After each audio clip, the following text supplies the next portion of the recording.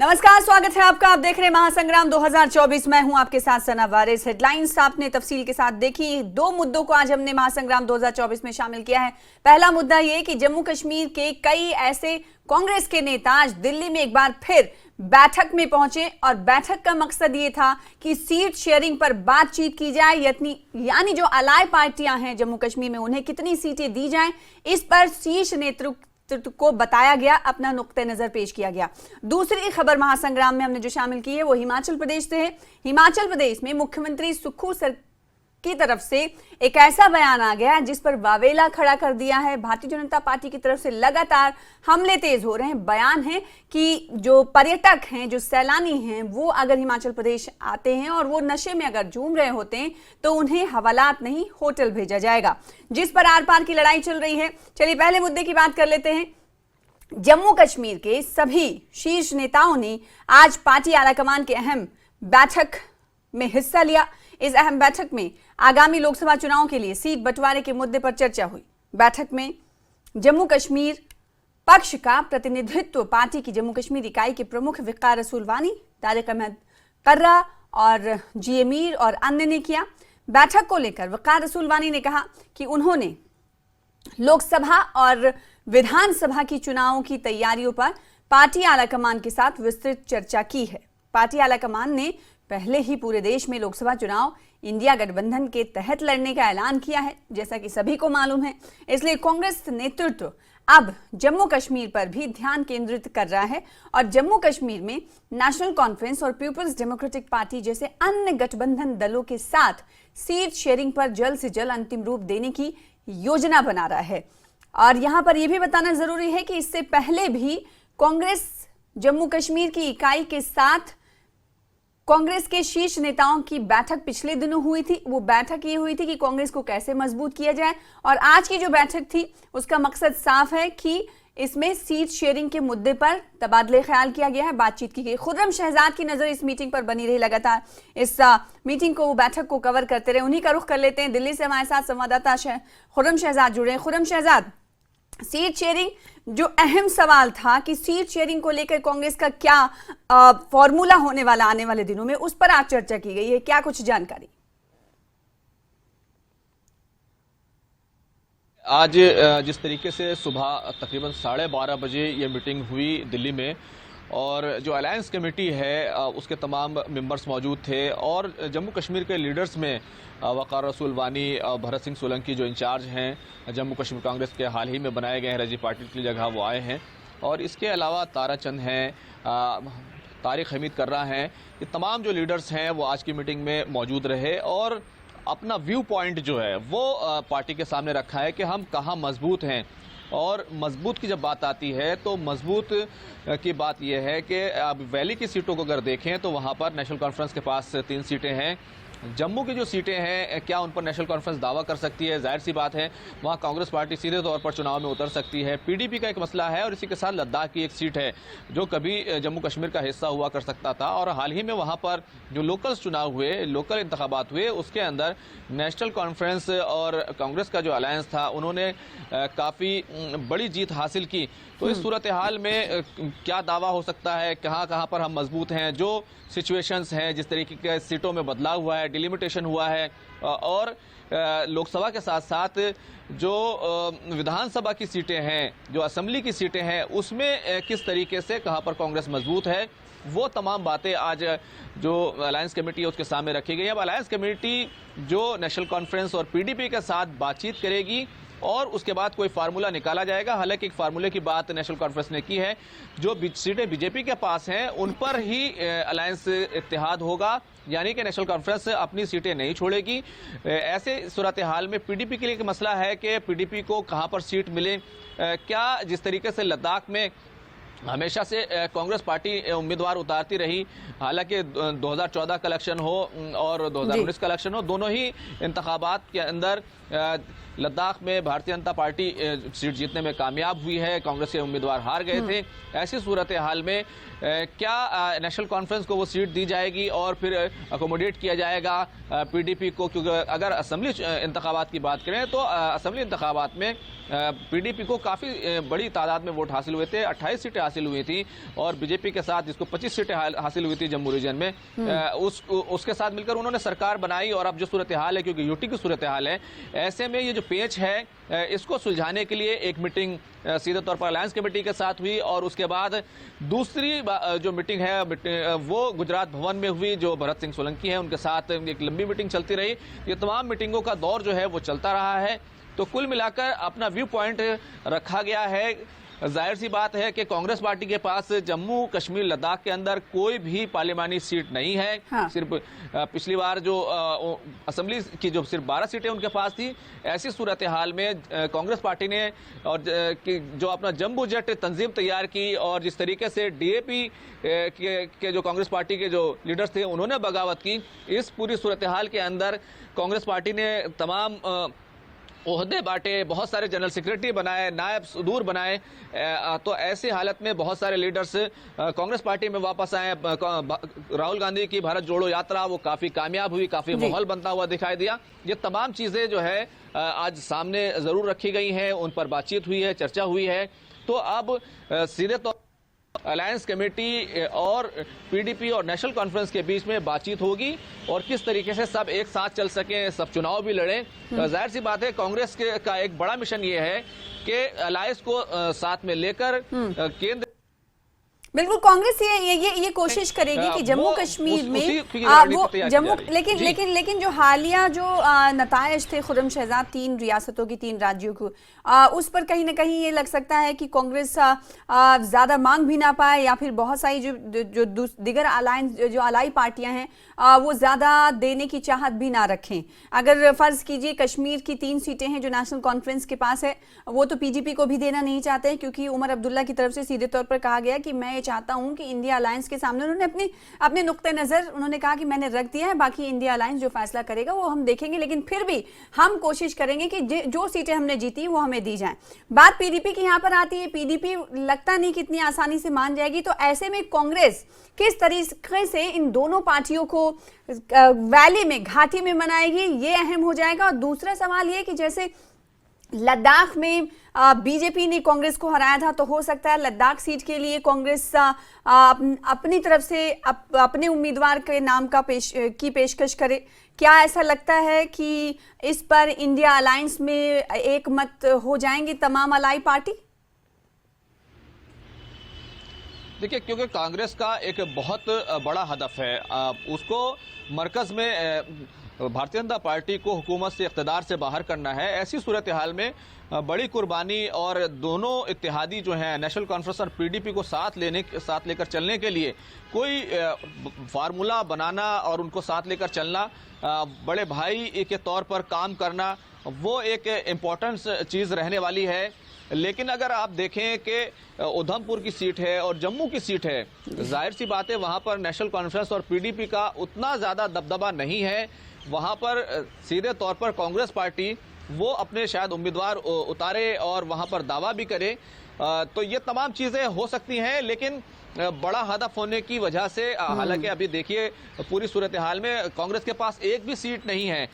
दूसरी तरफ पीडीपी को क्योंकि वैली में 28 सीटें हासिल हुई थी, तो ऐसी सूरत हाल में बिल्कुल नज़रअंदाज नहीं किया जा सकता कि पार्लियामानी कोई भी सीट उनको ना दी जाए।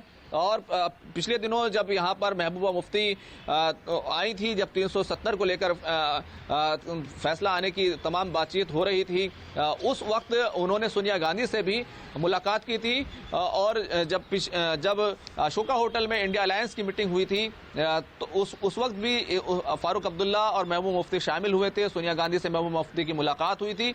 तो ऐसी सूरत हाल में जाहिर सी बात है पीडीपी की तरफ से वाज़ेह तौर पर कोई बहुत बड़ा बयान नहीं आया है कि वो कितनी सीटें चाहते हैं। लेकिन अभी जिस तरीके की जो खबर निकल कर आ रही है कि कांग्रेस में जो है वो मीटिंगों का दौर चल रहा है।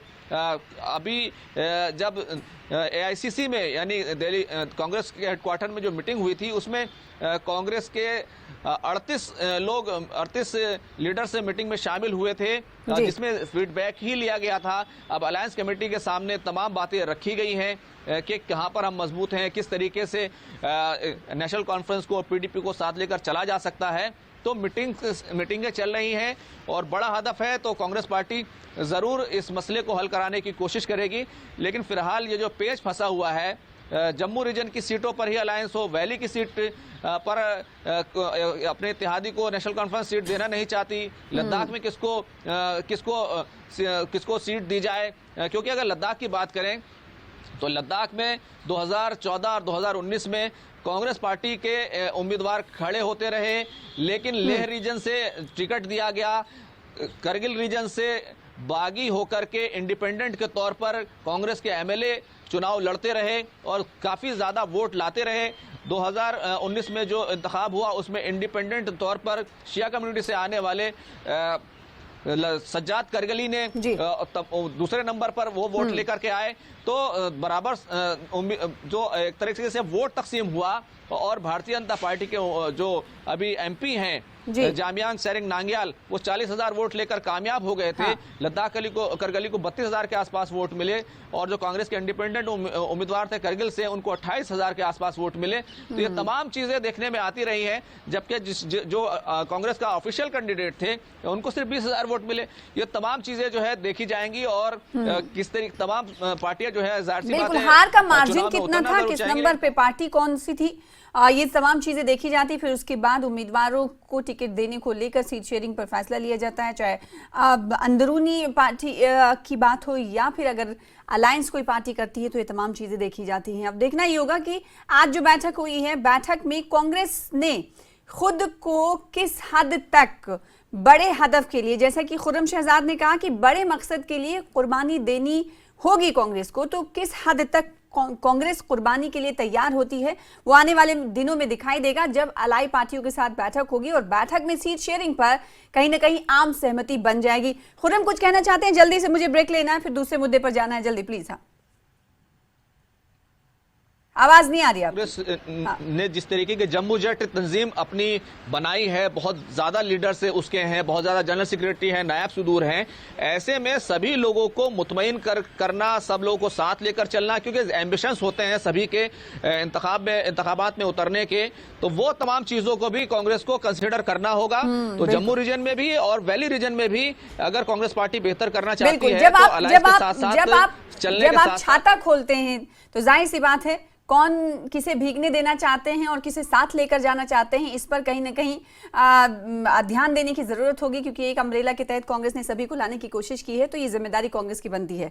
बहुत शुक्रिया हमारे साथ खुर्रम शहजाद जुड़ने के लिए और इस मीटिंग के हवाले से बातचीत करने के लिए, तफसीलात देने के लिए। फिलहाल इसी के साथ महासंग्राम में रुकेंगे छोटे से ब्रेक के लिए, दूसरे मुद्दे के साथ जल्द लौटेंगे।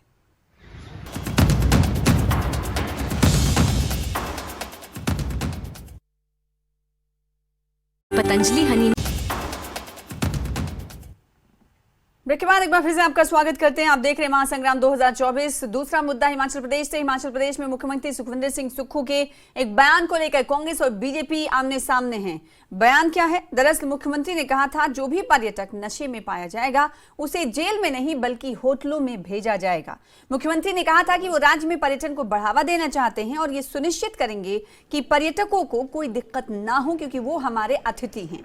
मुख्यमंत्री के बयान के बाद से ही बीजेपी उन पर हमलावर है। आज बीजेपी विधायक और नेता रणधीर शर्मा ने इस बयान को शर्मनाक बताया है। उन्होंने कहा कि मुख्यमंत्री से इस तरह के बयान की उम्मीद नहीं की जा सकती। उन्होंने नवनियुक्त मंत्रियों के बीच अभी तक विभागों का वितरण भी नहीं करने को लेकर भी मुख्यमंत्री पर कटाक्ष किया। यादवेंद्र गोमा और राजेश धर्माणी को लेकर कटाक्ष भी उनकी तरफ से किया गया। अब आइए सुन लेते हैं मुख्यमंत्री ने आखिर कहा क्या था जिस पर बवाल मचा हुआ है। क्योंकि पर्यटक जब यहाँ आता है वो हमारा अतिथि है, उसका अभाव करना हमारा फर्ज बनता है।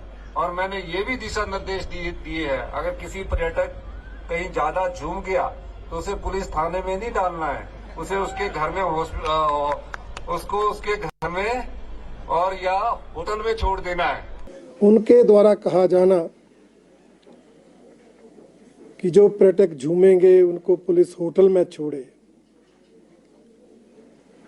ऐसा लगता है कि मुख्यमंत्री नशे को बढ़ावा देने का काम कर रहे हैं और जो पर्यटक यहाँ आते हैं वो शायद नशा करने ही आते हैं या नशा करके ही शायद जश्न मनाया जाता है, जबकि अधिकतर पर्यटक हिमाचल प्रदेश के प्राकृतिक सौंदर्य का आनंद उठाने आते हैं। तो मुख्यमंत्री के इस बयान को भारतीय जनता पार्टी ने कहा है कि कांग्रेस नशे को कहीं ना कहीं बढ़ावा दे रही। तो खास मेहमान हमारे साथ जुड़े इस मुद्दे पर करेंगे उनसे चर्चा। कर्ण नंदा साहब बीजेपी के मीडिया प्रभारी है हमारे बीच, अब से कुछ देर बाद टीवी स्क्रीन पर दिखाई दे रहे हैं। स्वागत है आपका। संदीप संख्यान साहब कांग्रेस प्रवक्ता है हमारे बीच मौजूद है। संदीप संख्यान साहब, जब मुख्यमंत्री जी ने इस तरह के बयान दिए तो उस वक्त उन्होंने सोचा भी नहीं होगा कि ये बात उनकी किधर चली जाएगी। कहीं ना कहीं अब ये लग रहा है क्या नशे को बढ़ावा देना चाहते हैं मुख्यमंत्री, बीजेपी इस तरह के आरोप लगा रही है। ये मकसद जो क्या इसी मकसद के तहत मुख्यमंत्री की तरफ से बयान दिया गया था और क्या ये औचित्य लगता है आपको कि ये बयान सही है? देखिए, माननीय मुख्यमंत्री जी ने जो बयान दिया है उसके बारे में मैं कहना चाहूंगा कि भारतीय जनता पार्टी के लोगों को अपनी बौद्धिकता और अपना बौद्धिक स्तर बढ़ाना चाहिए। उनका बयान का जो मतलब था, अब टूरिस्ट आते हैं, पर्यटक आते हैं, अगर कोई ड्रिंक कर लेता है और रास्ते पे गिरा है तो अतिथि देवो भव की वो जो परिकल्पना हमारे शास्त्रों में भी है, हमारे समाज में भी है। अगर उस तरह से कोई गिरता है, अगर किसी ने ओवर ड्रिंक किया है तो उसको उसके होटल या उसके डेस्टिनेशन तक छोड़ना जो है वो पुलिस प्रशासन की जिम्मेदारी को लेके कहा गया है।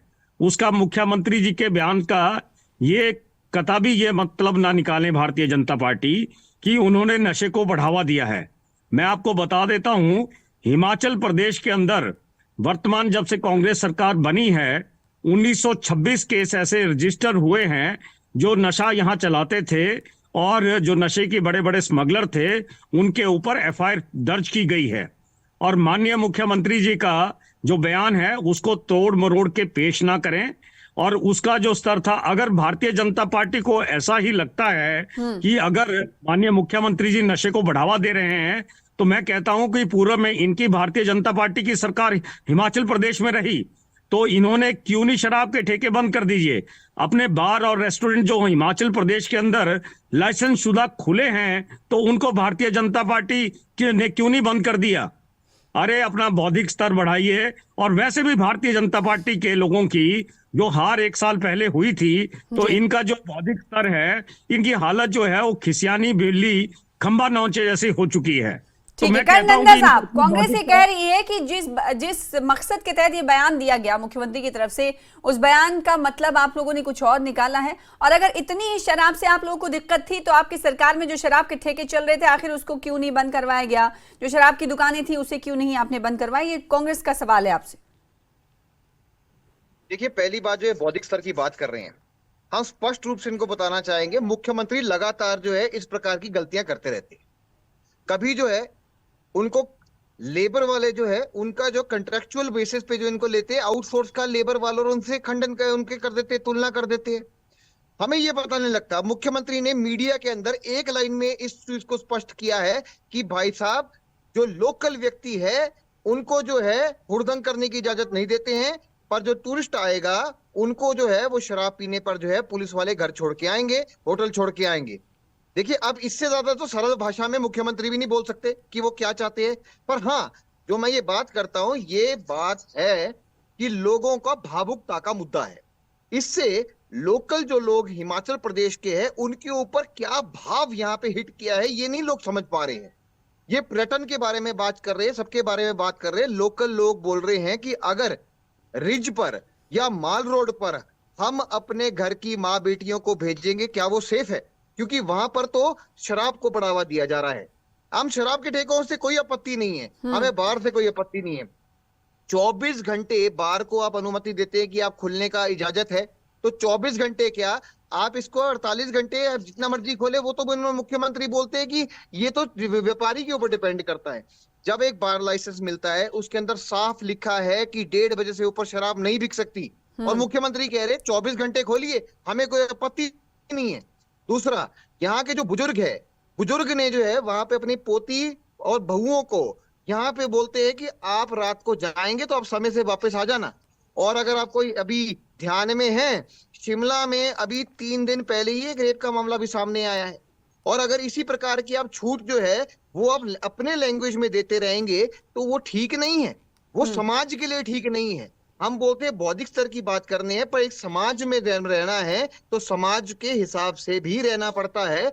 आपको एक सोशल सेंस ऑफ सिक्योरिटी जो है वो यहाँ के लोगों को प्रदान करनी ही होगी। ऐसा ना लगे कि हिमाचल प्रदेश एक लॉलेस स्टेट बन गया है। और नहगी नशे की बात हमने अब यहाँ देखा है, जब से ये बयान आया है तब से ठीक है। ना यहाँ पे जो है यहाँ पे शराब पीने के टेस्ट हो रहे हैं, ना अन्य चेकिंग्स हो रही है। आज से पहले जब ये न्यू ईयर का समय आता था तो शराब की जो टेस्टिंग की मशीन्स है वो लगातार बैरियर पे भी लग जाती थी और उसके बाद रिज पे भी शराब की फूकने वाली मशीनें लगती थी। अब वो भी नहीं है। देखिए देखिए संदीप संख्यान साहब, इस तरह के बयान के कितने साइड इफेक्ट्स हो सकते हैं ये कहीं ना कहीं कर्णनंदा साहब बता रहे हैं। इनका कहना है कि जो वहाँ के निवासी हैं उनमें कहीं ना कहीं डर और भय का माहौल है कि अगर इस तरह का बयान एक मुख्यमंत्री की तरफ से आता है तो जाहिर सी बात है जो हौसले हैं इस तरह के असामाजिक तत्वों के उनके बढ़ जाते हैं, फिर वो खुलेआम ऐसी गलतियां करते हैं जो नहीं करनी चाहिए, जो डर के साए में उनकी तरफ से की जाती थी। और दूसरी तरफ ये उनकी तरफ से कहा जा रहा है कि पहले उन्होंने सरकार चलाई, बीजेपी की सरकार रही, वो आपको मशवरा दे रहे हैं कि पहले जो जो मेजर्स सिक्योरिटी लिए जाते थे शराब चेकिंग करने के वो कुछ भी जमीन पर नहीं दिखाई दे रहा है। तो क्या मुख्यमंत्री जी के बयान के बाद ये तमाम चीजें अभी सिक्योरिटी के साथ नहीं अमली जामा इन पर पहनाया जा रहा है, इनको जमीन पर नहीं उतारा जा रहा है, आखिर क्यों? आप भारतीय जनता पार्टी के लोगों से ये एक भी तथ्य ऐसा बता दें जिसमें कोई सिक्योरिटी लैप्स हुआ है। तथ्यों के साथ आए, जनता को बरगलाने का काम ना करें। और मैं कहता हूं हमारे भारतवर्ष में और हिमाचल प्रदेश में जब भी हमारे कोई फंक्शन होते हैं, कोई शादियां होती हैं या कोई शुभ कार्य होते हैं तो मेरे ख्याल में आमतौर पे जो है उसको हम मानते हैं कि वो चीज नहीं होनी चाहिए, लेकिन वहां पे लिकर वहां पे आदर भाव के साथ दिया जाता है। तो वहां पे अगर कोई आदमी ज्यादा ड्रिंक कर लेता है तो उसको भी ठीक से उसके घर पहुंचाया जाता है। हमारे पहाड़ी में तो ऐसे लोगों को प्रौढ़ा कहा जाता है। लेकिन मैं ये कहता हूं क्या ये जो जिस तरह से मुख्यमंत्री जी के ऊपर जो इस तरह का ब्लेम लगाया जा रहा है ये ठीक नहीं है। मैं बार बार कह रहा हूं इनको लिटरेट होने की जरूरत है। नहीं, जो सामाजिक ताने-बाने को धचका पहुंच रहा है, जो लोग डर रहे हैं उस पर क्या तैयारी है सरकार की, वो भी बताते जाइएगा संदीप जी। नहीं, मैं वही कह रहा हूं कि जो सामाजिक परिस्थितियों की बात है और जिनकी ये बात कर रहे हैं, एक भी प्रूफ ऐसा लेके आइए जहां पे सुरक्षा ना मिली हो या कोई ऐसा बाहर से लोग आया हो और उसने हुड़दंग किया हो और उसको वहां के लोकलाइट्स को सुरक्षा नहीं मिली हो, तो उसकी जिम्मेदारी जो है वो हम लेते हैं। कर्णनंदा साहब जल्दी से आपका रिएक्शन, कोई एक भी एग्जांपल आप ला कर दे दीजिए। एक भी तथ्य हमारे को बता दे कि ऐसा हुआ 2 दिन पहले यहाँ पे ये कहता हूँ आप दावे के साथ आए ना, जनता को बरगलाने का काम ना करें। यहाँ पर अगर कोई तथ्य अगर ऐसा आता है, एक भी तथ्य अगर ऐसा आया है तो बताएं उसको, तथ्य को सामने रखें। और वहाँ पे पुलिस प्रशासन मुस्तैद है और जिला प्रशासन मुस्तैद है। अगर कोई ऐसी चीज घटित होती है उसकी जिम्मेदारी जो है वो प्रदेश सरकार लेने को तैयार है। आप ये मत करें कि मुख्यमंत्री, अरे मुख्यमंत्री जो तो चाय खुद भी चाय तक पीना पसंद नहीं मेहमानों करते। की आवभगत के लिए मुख्यमंत्री के इस बयान को बीजेपी ने कहा कि नशे को बढ़ावा देने वाला बयान है, तो जबकि मुख्यमंत्री भारतीय की जनता तरफ पार्टी से ये कहा गया है और कांग्रेस पार्टी की तरफ से कहा गया है कि बीजेपी को थोड़ा दिमागी सेहत कहीं ना कहीं कमजोर है, उन्हें ये सोचने और समझने की सलाहियत होनी चाहिए कि उन्होंने बयान किस मकसद के तहत दिया था। बहुत शुक्रिया कर्णनंदा साहब आपका, संदीप संख्यान आपका हमारे साथ जुड़ने के लिए, इस मुद्दे पर अपनी राय रखने के लिए। फिलहाल इसी के साथ मुझे दीजिए इजाजत। आज के महासंग्राम 2024 में बस इतना ही। कल फिर हाजिर होंगे बड़े मुद्दे के साथ। तब तक देखते रहिए न्यूज़ 18 JKLH। नमस्कार।